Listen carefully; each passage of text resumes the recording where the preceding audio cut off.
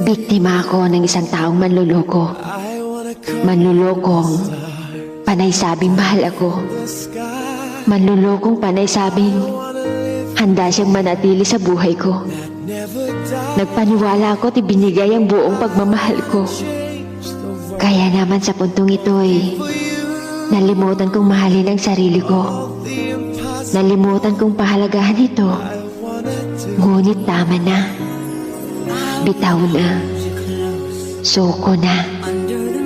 Bitaw na sa mga pangakong siya mismo ay hindi na maalala pa. Bitaw na sa mga taong hindi makita ang iyong halaga. Suko na. Dahil wala ng dahilan para lumaban pa. Siguro tama nga sila. Hindi lahat ng bumabalik nararapat tanggapin pa.